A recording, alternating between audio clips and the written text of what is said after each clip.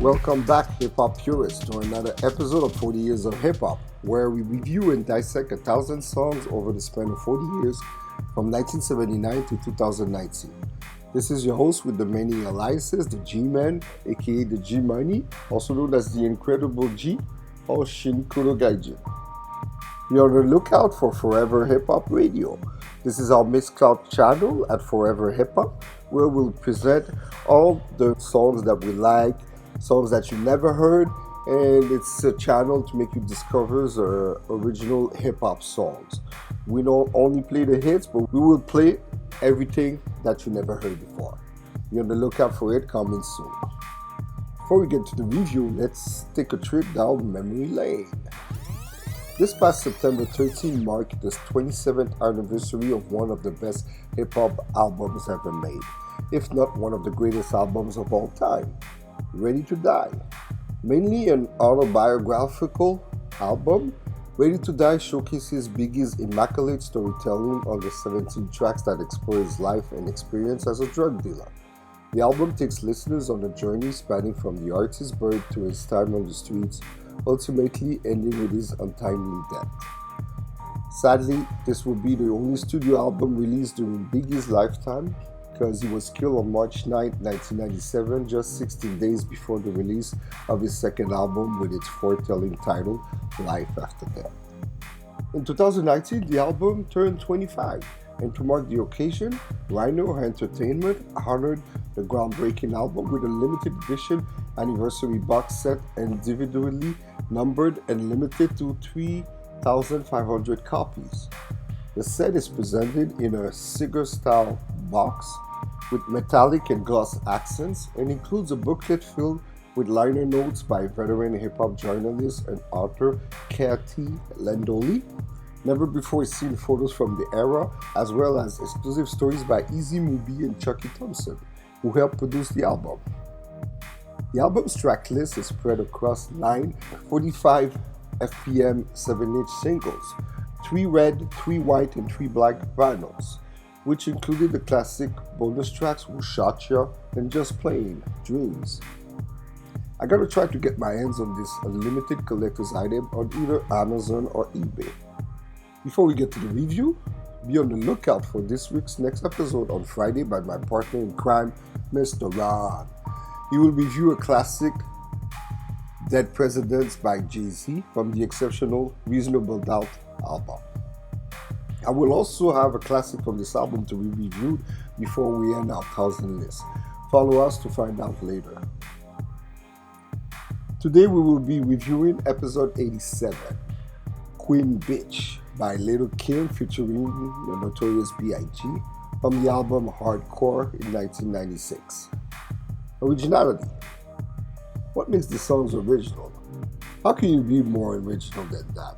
A female MC in 1996 coming out with such a notorious sexual attitude, this song made a blast and shockwaves among the ladies. Lots were shocked and lots were proud. It was such an introduction to the future ladies that wanted to dwell into hip-hop without being judged and criticized.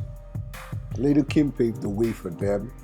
All the Nicki Minaj, the Cardi B's, the Megan Thee Stallions, and many others, you couldn't have made it in hip-hop with this song had it come out in 96.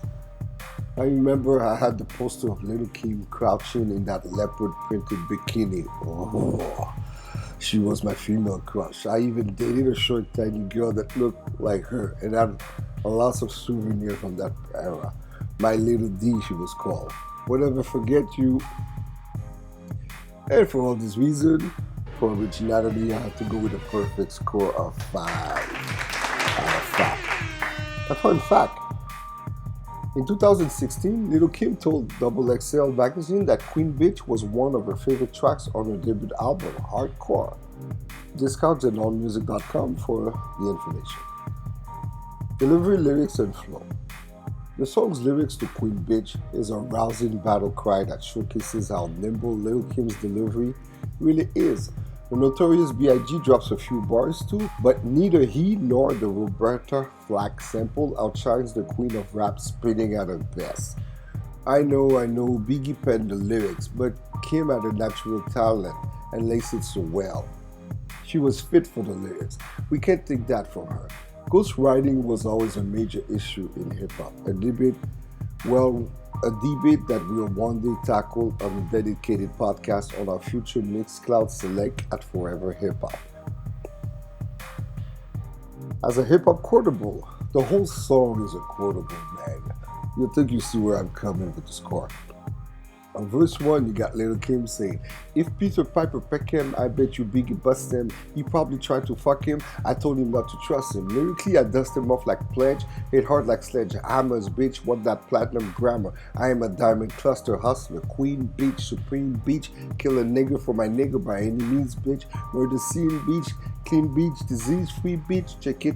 I write a rhyme, melt in your mouth like M&M's. Roll with the mafia, remember them? Tell them when I used to mess with the gentlemen, straight up apostles, now strictly niggas that jostle. Kill a nigga for the figure, how you figure. Your cheddar will be better, Beretta inside your Beretta. Nobody do it better, bet I with you like hurricanes and typhoons. Got buffoons eating my pussy like while I watch cartoons. Sleep till noon, rap pan grills here. Baby drinkers beware, mostly don't you wear. Frank kill niggas wives for 1.5. While you struggle and strive, we pick with which pens to drive. The mafia, you wanna be M. Most of y'all niggas can eat without per DM. I'm rich, I'ma stay that bitch on and on and on. Oh, he wrote a super verse for her, you know. And then the second verse, you got Lil Kim and the Notorious B.I.G. duetting.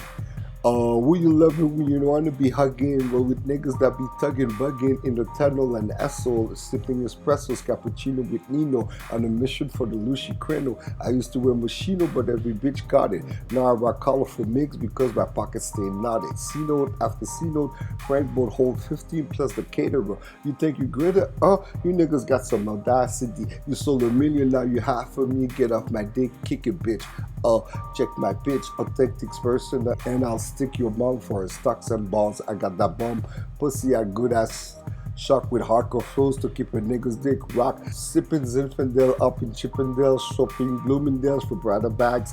Female done that, I has no problems. Feeling cream with my team. Suck straight like 915, I mean. Cruise the Diamonds District with my biscuit flossing my Rolex wrist. I'm rich, I'ma stay that bitch. Oh, that was just perfect. It's a perfect 5 for me, you know. For all these reasons, I have to go with a perfect 5 for the lyric. I know Big Penny, but the way she delivered it was amazing. For thezeofgenius.com, well, must be flipping out. I got 2 perfect 5s, you know, so far on a Queen Bitch track. Top 5. Drum rolls, please. Here's my top 5 Lil Kim songs in any particular order. I got first Big Mama Thang, featuring Lil Cease and Jay-Z from the Hardcore album 1996. Then I got Queen Bitch, the one I'm reviewing, featuring the Notorious B.I.G., Hardcore 1996. Then you got the song Suck My Dick on the album Notorious Kim 2000. That track was amazing. Wow, that was a song just said it. Telling to suck my dick. It's like in a male persona. Oh, you gotta listen to it. Go just check that song. Check that song out, you know. And then you got The Majestic featuring 50 Cent out of the La Bella Mafia, 2003.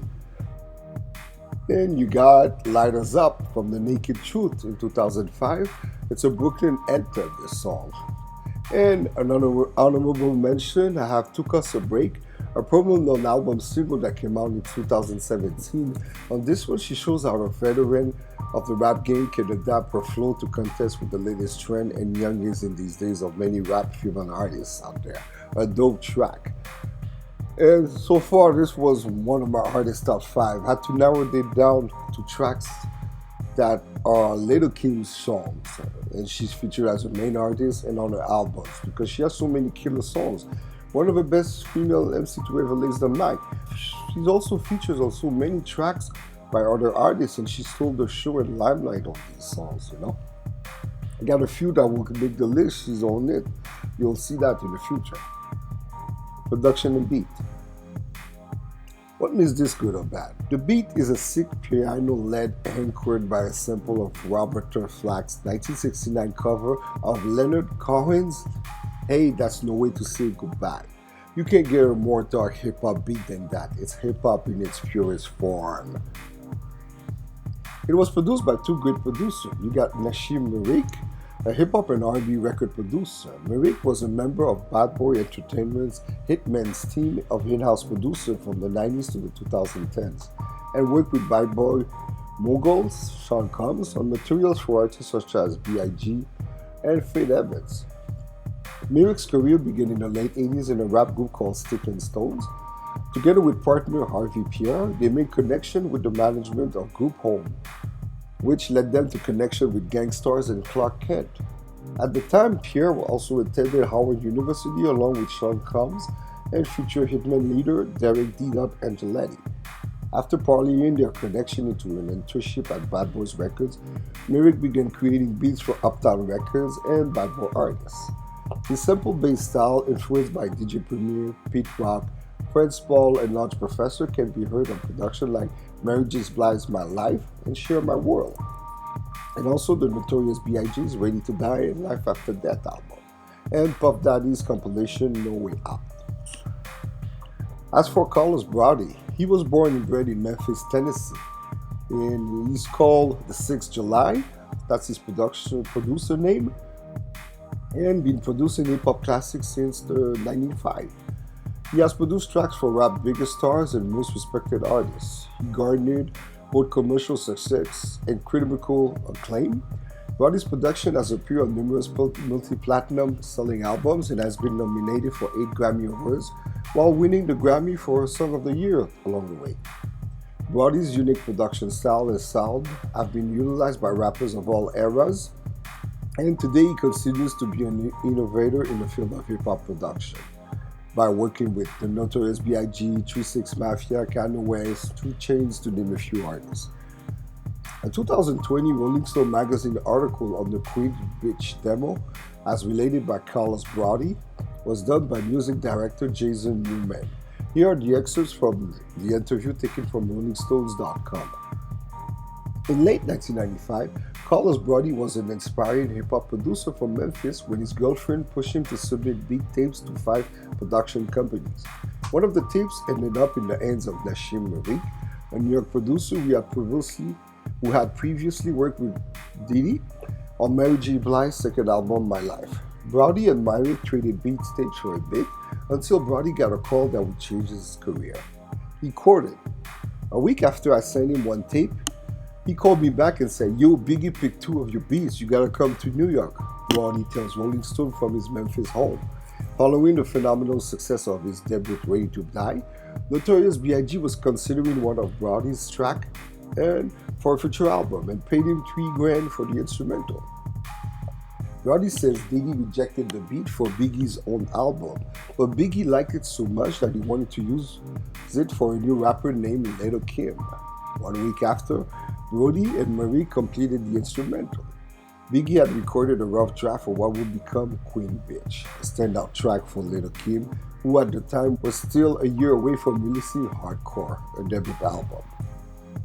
Months would pass before Brody, who by then became a full-time member of Diddy's in-house production team, the Hitmen, would work on the track some more. An early version featured Aaliyah on the hook, but Brody, spurred on by Biggie, sampled and scratched Kim's vocals from Backstabbers, a track of Junior Mafia's Conspiracy album released the previous year, for the final hook. The beat contains 3 samples. Multiple elements from Hey That's No Way to Say Goodbye by Roberta Flack from 1969, and the drums of CB No. 5 by Ralph Vargas and Carlos Best from 1993, and the vocals of Lil Kim from the song Backstabbers by Junior Mafia featuring Jimmy Cozier from the 1995 album. Courtesy of WhoSample.com and RollingStone.com for the info and credits. And for all these reasons, for the beat, I had to go with another perfect score of 5. Yo, the beat is so sick. I know you may be saying I'm overachieving if you follow Mr. Ron, but I gotta give credits where credit is due, you know? A fun fact, the track's original demo remains one of Biggie's more unusual curios. You have Biggie spitting female-centered lyrics about shopping Bloomingdale's for Prada bags and getting buffoons eating my pussy while I watch cartoons, yo.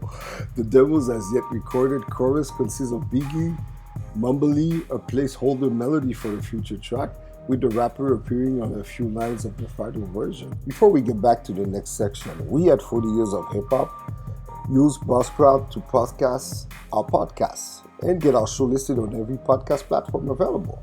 So far, our podcast is listed on over 20 platforms and reached 15,000 downloads in less than a year. As a Buzzsprout member, you will get a great-looking podcasting platform and audio player that you can drop into your website, even WordPress. You will also benefit with detailed analytics and tools to promote your episode, like audio-video snippets of your podcast called soundbites. My favorite benefit is that I get to generate a second revenue by talking about something that I'm passionate about. Think about it. Are you a fan of something? Try podcasting about it. It's as easy as 1, 2, 3 and can generate you a secondary revenue. Get started for free, no credit card required, cancel anytime, no contracts. Use the link in our episode notes to let Buzzsprout know that we referred you, and if you sign up after your trial to a paid plan, you'll receive a $20 Amazon gift card and help support our show. Buzzsprout is the way to go. Relevance and longevity. Did it stand the test of time? If so, how? Hell yeah, it did. To this day, that song is relevant among any legitimate female rap artists. Rolling Stone quoted, "Hip-hop had never seen anything like Brooklynite Kimberly Jones at the time of her solo debut. She single-handedly raised the bar for raunchy lyrics in hip-hop, making male rappers quiver with fears with lines like, 'You ain't licking this, you ain't sticking this. I don't wanna fuck tonight, eat my pussy right, not tonight.' Riding the wing of Notorious B.I.G.'s Ready to Die and Jay-Z's Reasonable Doubt, Kim's hardcore helped put East Coast hip-hop back on the top in the late 90s. The album's over-reliance on old 70s funk sample doesn't distract a bit from the Queensbee fearless rhymes. In Dreams, that's a female version of Biggie's Dreams, she demands services from R. Kelly, Babyface, and nearly every R&B dicks in the field, a landmark of old hilarious field. The song Queen Bitch is no exception. The song never charted since it was not released as a single, but the album did. Hardcore debuted and peaked at number 11 on the US Billboard 200 and at number 3 on the Billboard Top R&B Hip Hop Albums chart, selling 78,000 copies in its first week. As of November 2016, Hardcore had sold over 5 million copies worldwide. In August 2018, the album entered the top 10 hip-hop rap albums chart on iTunes, reaching number 6 despite the album being released nearly 22 years prior, and eventually reached number 1 for a short time. It also peaked at number 22 on the overall album chart on iTunes. Wow, that's impressive. The song was remixed in an electronic dance song called Queen Bitch, That Kid Chris remix by That Kid Chris in 2006. It was also sampled over 14 songs. The most notable ones were I Can Love You by Mary J. Blige featuring Lil Kim in 1997, Girls, Girls, Girls Part 2 by Jay-Z featuring Chanté Moore in 2001, Wake Me Up by Remy Ma featuring Lil Kim in 2017, and Seeing Green by Nicki Minaj, Drake, and Lil Wayne in 2021. Wow, even with all their beefing, Nicki still sampled a classic Queen Bee track. And for all these reasons, for relevance, I had to go with a 3.75 out of 5. Another fun fact, original rating for 50 Cent's album Get Rich or Die Trying, Magic Stick ended up appearing on Lil Kim's La Bella Mafia instead, eventually serving as the album's second single. Scheduling problems prevented a promo from being shot, but the duet became a huge hit regardless. Massive radio airplay helped the song become Lil Kim's highest charting single behind Lady Marmalade. And a lot of that success is down to the sexual chemistry that both rappers share on the track, proudly boasting about their magic sticks clits. As for impact, how this song impacted hip-hop culture. Lil Kim's fearlessness and empowerment influenced a lot of the newer generations of rappers. Lil Kim's debut album changed the game in more ways than one, heralding the official arrival of the Queen Bee while influencing every female rap album that's been recorded since. As Kimberly Denise Jones deserved to be on anyone's list. BET believes so the network has given the 4'11" MC the I Am Hip Hop honor at the 2019 BET Hip Hop Awards. Lil Kim is a revered game changer, known for how she dominates wax with hard-hitting, flossy mafioso bravado, in addition to sheer sex appeal in an equally cunning way. As she claims in 2003's This Is Who I Am, Kim is a multi-dimensional rap personality with the ability to switch up flows like I switch up clothes more than Will Chamberlain switch up his holes. That's a nice lyric. To be called something as prestigious as hip-hop not only means you are most skilled at the genre, you have to be able to shift the culture forward while embodying it for the public at large. Throughout Lil Kim's immaculate discography and decorated career, her lyrics and thematic content remain prescient of the future of hip-hop. While others have since gone on to emulate the Queen Bee style, few can match Lil Kim's fierce rhymes or her honest stance on female sexuality. Lil Kim will always be the original Queen Bee, the hardcore lady, so grab your magic stick and get ready to say, whoa, she's one of the best female MC to have laced the mic. And for all these reasons, for impact, I had to go with a perfect score of 5 out of 5. Fun fact, the album was originally titled Queen Bee, but was then changed to Hardcore. Summing up, I got for originality a perfect score of 5, for delivery, lyrics, and flow, another perfect score of 5, for beat, another 5, for relevance, I had to go with a 3.75, and for impact, another flawless 5. I know Mr. Run must be flipping. Sorry, Mr. Run, but this track, man, this is the best of Lil Kim. And it had the aura of Biggie, I know, but it's a complete project, a complete song. So, for a total of 23.75 out of 25, I got a 95% for this song. Please comment. I know some may not agree, but I would like to hear what's your point of view on that. Thank you, fellow hip-hop purists, for tuning in into our podcast at 40 Years of Hip-Hop.buzzsprout.com and clicking on the Support Us heart icon to buy us a coffee so that we can continue our weekly podcast journey until we reach 1,000 episodes. We're also available on all other major podcast platforms, on YouTube and Dailymotion, and now on our Mixcloud channel, Forever Hip Hop. Follow us on social media at 40 Years of Hip Hop on IG, Twitter, and Facebook. We've also made FeedSpot's Top 45 Hip Hop Podcast list at number 16. Go check the list. See all the links in our episode notes. I'll be back next week with Get the Gas Face by Third Base. This is the G-Man signing out, and I'm Ivy 5000.